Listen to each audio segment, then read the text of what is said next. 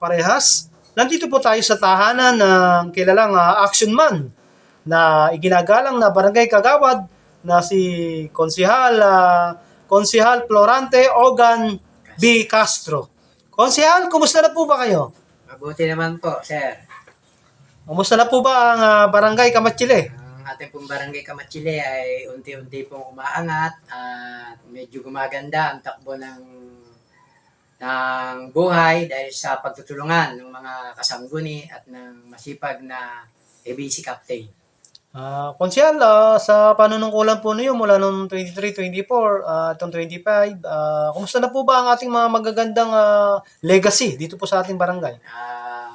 Mula po nung 23 ng aming pag-upo ay inumpisahan ko na po kung paano gumawa at magbigay ng programa katulad ng mga ordinansa tungkol sa solid waste management na kung saan ito yung aking pinag-iibayo na maitaguyod na sa aking buong termino ay mapalinis at mapaganda ang kapaligiran ng barangay ng Kamatsile sa pamamagitan ng mga programang paggawa ng mga basura at sa pagtulong sa clean up drive kung saan ang aming mga kawani ay aming iginaguide kung paano namin mababawasan ang bulto ng basura sa pagdadala sa aming central MRF.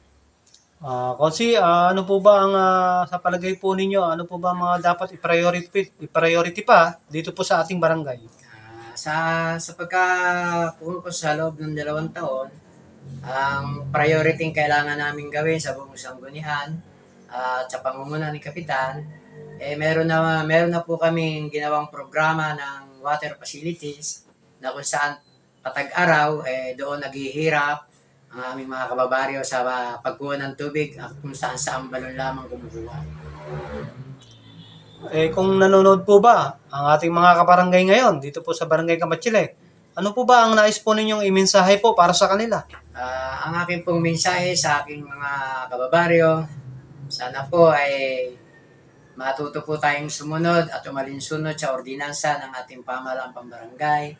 Dahil ang ordinansang amin pong ginagawa ay hindi para sa sanggunian, kung hindi para sa kapakanan ng ating mga kababayan.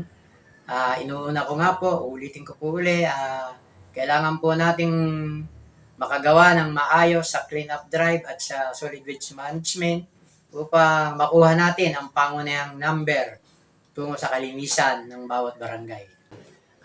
Para din po sa ating mga kababayan at sa kaligtasan at kagandahan ng ating mga turistang dumadayo sa bayan ng barangay ng bayan ng Doña Remedios Trinidad, barangay ng Kamatsile. Ang inyo pong lingkod ay may programang Tourism Council na kung saan ito ay pinapangalagaan ang kapakanan, kaligtasan ng bawat turistang dumarayo sa aming barangay patungo sa mga spot na ginagalaan. Ang bawat Tourism Council na itinatag ay nagbibigay ng isang programa at naghahatid ng magagandang alituntunin para sa ating barangay. Nagkaroon po kami ng konting tulong o pinansyal sa mga turista katulad po ng ordinance namin na ginanap sa environmental fee na kung saan yung aming nakukolekta na 20 pesos ay ginagamit namin sa truck ng basura, sa clean up drive, sa pag-iikot at pangangalaga ng aming mga spot upang pagpunta ng aming mga turista maiinggan niya at muling babalik sa kagandahan ng programa at pagtataguyod, pangangalaga ng turistang pumapasok sa barangay ng Kamatsile, Doña Remedios Trinidad.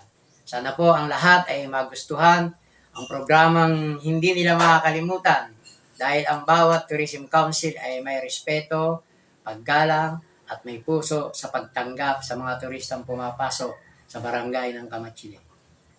Ayos Kagawad, ito pong nalalapit pong 2026 barangay election, bagaman napirmahan na po ng ating presidente at ng Supreme Court na tuloy na daw po ang eleksyon. Para lang po sa kaalaman ng ating mga kabarangay, kayo po ba ay magpapatuloy pa rin pa po ba sa paglilingkod o kayo po ay magpapahinga na? Para po sa aking mga kabarangay at saka alaman, ang inyo pong kagawad, Konsehal Ogan Castro, ay patuloy pong tatakbo upang ang aking programa ay madagdagan at mabigyan pa ng bakas ang aking mga gawain para sa ating barangay. At muli po sa inyong lahat, sa susunod na darating na halalan, ang inyong kagawad ay muling tatakbo sa pamamagitan ng isang maayos na programa, isang konsyal na may tamang serbisyo, hindi perwisyo, at isang konsyal na magbibigay ng isang programang inyong pakikinabangan. Wow, ayos mga kaparehas yan po ang ating nakapanayam na si Kagawad Florante Ogan B. Castro. Buhat po dito sa Barangay Kamachile, bayan po ng Doña Remedios Trinidad. Ito po ang inyong kaparehas, Chris Castro reporting. Mabuhay ka, Konsi, hanggat gusto mo. Salamat po, sir.